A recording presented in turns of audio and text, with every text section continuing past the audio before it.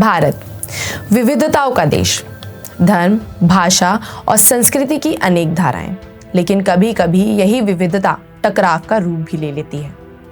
साल था 1984। पंजाब की धरती हरी भरी, मेहनतकश और बलिदान की प्रतीक एक ऐसे दौर से गुजर रही थी जिसने पूरे देश की राजनीति, समाज और इतिहास को हमेशा के लिए बदल दिया। अमृतसर का स्वर्ण मंदिर सिख धर्म का सबसे पवित्र तीर्थ, शांति, सेवा और समर्पण का प्रतीक। लेकिन जून 1984 में यही स्थान बन गया भारत की सबसे संवेदनशील सैन्य कार्रवाई का केंद्र, ऑपरेशन ब्लू स्टार। तो आज हम यही जानेंगे कि आखिर क्या है ऑपरेशन ब्लू स्टार की कहानी। 1970 के दशक के आखिरी तक पंजाब में हालात धीरे धीरे बिगड़ने लगे थे। बेरोजगारी, राजनीति में खींचतान और लोगों में असंतोष। इसी माहौल में कुछ लोग ये कहने लगे कि सिखों के साथ अन्याय हो रहा है और उन्हें अलग देश चाहिए। इस अलग देश की मांग को खालिस्तान आंदोलन कहा जाने लगा। शुरुआत में ये बातों तक सीमित था, लेकिन धीरे धीरे इसमें हथियार शामिल होने लगे। इसी दौर में सामने आया एक नाम, जनरैल सिंह भिंडेरवाले का। जरनैल सिंह भिंडेरवाले पंजाब के मोगा जिले के रॉड गांव के निवासी एक प्रभावशाली सिख धार्मिक नेता थे, जो 1970 के दशक के अंत में दमदमी टकसाल के प्रमुख बने। वो एक सिख धर्म प्रचारक थे। उनकी बातों में गुस्सा भी था और असर भी। युवाओं का एक बड़ा वर्ग उनकी बातों में प्रभावित होने लगा था। कुछ लोग उन्हें सिखों की आवाज मानते थे, तो कुछ लोग उन्हें हिंसा का जड़। धीरे धीरे उनके समर्थकों पर हथियार रखने और हिंसा फैलाने के आरोप लगने लगे।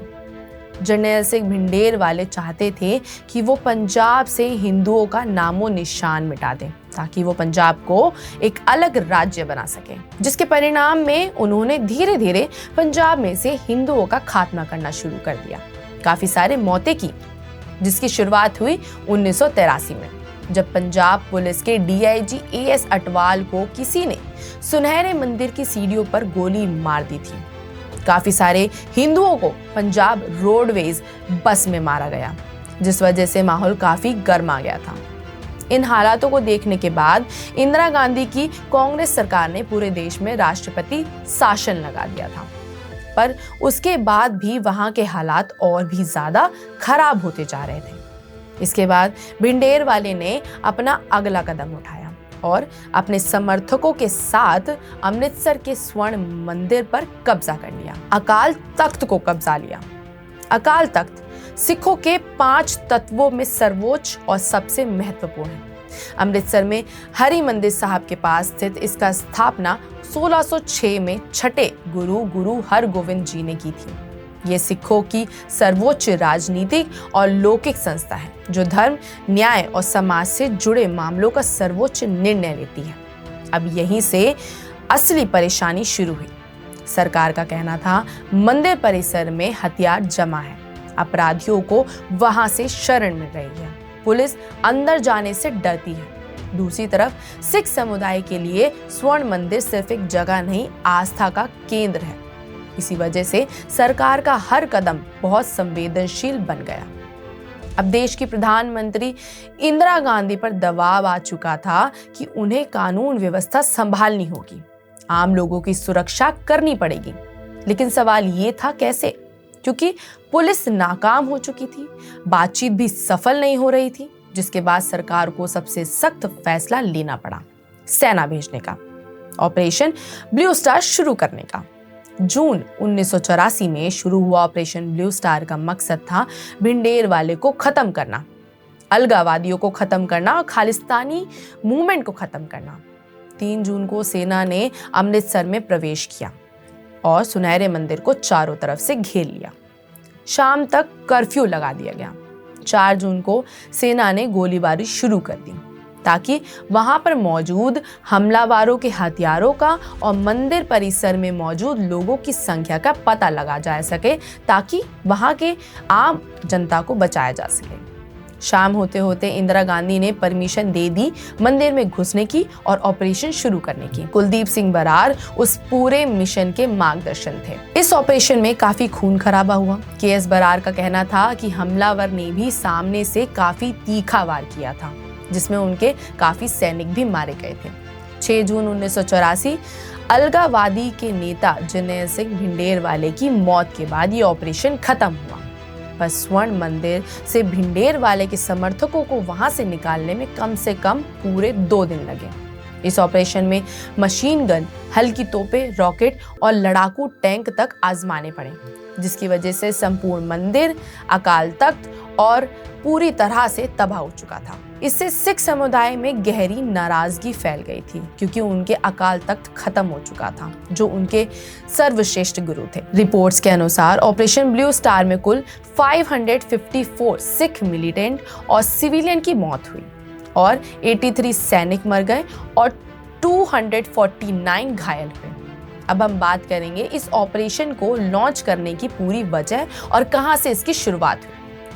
1971 में इंदिरा गांधी की कांग्रेस पार्टी आम चुनाव में हार गई थी, जिसके बाद वो पंजाब से भी हाथ धो बैठी थी। पंजाब में प्रकाश सिंह बादल की सरकार आई, शिरोमणि अकाली दल, और ये कांग्रेस के लिए बहुत बड़ी परेशानी बन गई थी। इसी परेशानी से छुटकारा पाने के लिए कांग्रेस ने ली भिंडेरवाले की मदद, बिना ये जाने कि आगे उनके सामने इससे भी ज्यादा बड़ी परेशानी खड़ी होने वाली है। यानी जेल सिंह उस समय पंजाब के बड़े नेता थे और संजय गांधी इंदिरा गांधी के बेटे। जेल सिंह इंदिरा गांधी के बहुत खास थे, उसके साथ साथ वो सिखों के भी साथ थे। जेल सिंह ने संजय गांधी से बात करके जरनैल सिंह भिंडेरवाले को सत्ता में लाने की कोशिश की, ताकि वो अकाली दल को हरा सके और पंजाब को दिल से जीत सके।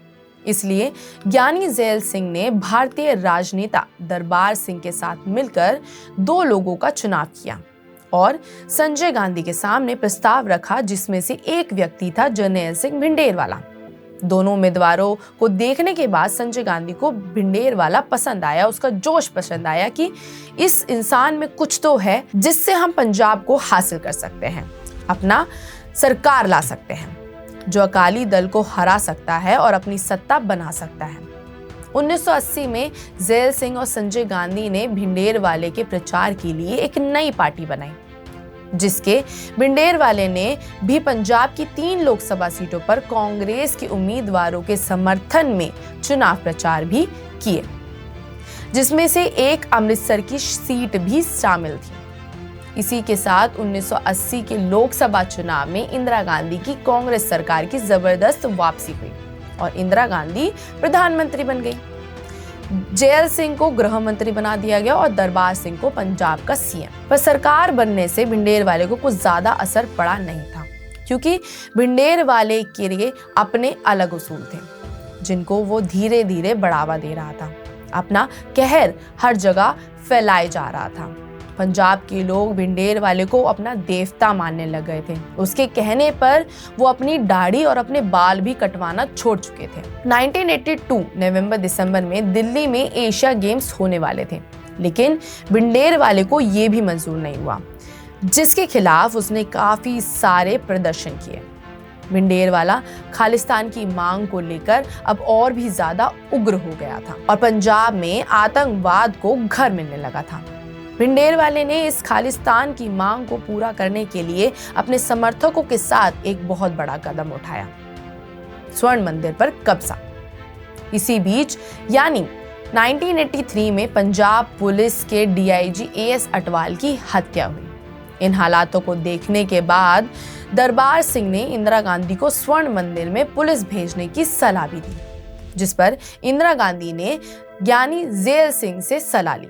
पर ज्ञानी जेल सिंह ने इंदिरा गांधी को भिंडेरवाले पर कोई भी सख्त कार्रवाई करने से मना कर दिया था, जिससे भिंडेरवाले को और भी ज्यादा मजबूत हो गया था, क्योंकि उसको ये आत्मविश्वास हो गया था कि उसके खिलाफ कोई खड़ा नहीं हो सकता है। हालात जब हाथ से निकल रहे थे तो इंदिरा गांधी ने एक बहुत बड़ा फैसला लिया, ज्ञानी जेल सिंह को देश का राष्ट्रपति बनाने का।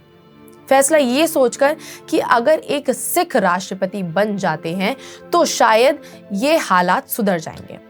पर उसके बाद भी कोई फर्क नहीं पड़ा, क्योंकि ज़ैल सिंह भिंडेरवाले के खिलाफ कोई एक्शन लेना ही नहीं चाहते थे और भिंडेरवाले को भी ज़ैल सिंह के राष्ट्रपति बनने से कोई फर्क नहीं पड़ा।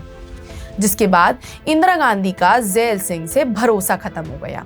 पर इसका कारण सिर्फ एक नहीं था। ज़ैल सिंह पे इंदिरा गांधी का भरोसा खत्म होने का कारण ये भी था कि इंदिरा गांधी को लग रहा था कि पार्लियामेंट से कोई बात लीक कर रहा है। हालातों को देखते हुए और देश के प्रधानमंत्री होने के नाते इंदिरा गांधी ने ऑपरेशन ब्लू स्टार का फैसला सुनाया और पंजाब से भिंडेरवाले को और अलगाववादियों का खात्मा किया।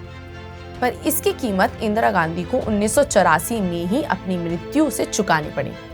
30 अक्टूबर 1984 में इंदिरा गांधी ने भुवनेश्वर की एक चुनावी जनसभा में भाषण दिया था, जिसमें बोला था कि मैं इस देश के लिए अपनी जान भी दे सकती हूँ, जिसका परिणाम उन्हें अगले ही दिन यानी 31 अक्टूबर 1984 में मिल गया। इंदिरा गांधी 31 अक्टूबर को सुबह एक ब्रिटिश डॉक्यूमेंट्री मेकर को इंटरव्यू देने वाली थी। तो जब वो इंटरव्यू देने के लिए निकल रही थी, तभी उनके दो सिख पहरेदारों नाम बेअंत सिंह और सतवंत सिंह ने उन्हें गोलियां मार दी और उनकी हत्या कर दी। सतवंत सिंह ने तो इतनी गोलियां मारी जब तक उनकी बंदूक न खाली हो गई, जो कि साफ नजर आ रहा था कि ये ऑपरेशन ब्लू स्टार का ही बदला था। इंदिरा गांधी की मौत के बाद दिल्ली और कई शहरों में दंगे हुए, हजारों सिखों की मौत हुई और देश का माहौल और जहरीला हो गया। ऑपरेशन ब्लू स्टार सिर्फ एक सैन्य कार्रवाई नहीं रहा, ये एक ऐसा जख्म बन गया जो सालों तक हरा रहा। आज भी ऑपरेशन ब्लू स्टार पर राय बटी हुई है। कुछ लोग कहते हैं सरकार के पास कोई और रास्ता नहीं था, कुछ कहते हैं तरीका गलत था, समय गलत था, पर सच शायद इन दोनों के बीच ही कहीं छुपा हुआ है। ऑपरेशन ब्लू स्टार हमें यह सिखाता है कि जब राजनीति धर्म और हिंसा के साथ मिल जाते हैं तो नुकसान पूरे देश का होता है। इतिहास को समझना जरूरी है ताकि वही गलतियां दोबारा ना दोहराई जाएं।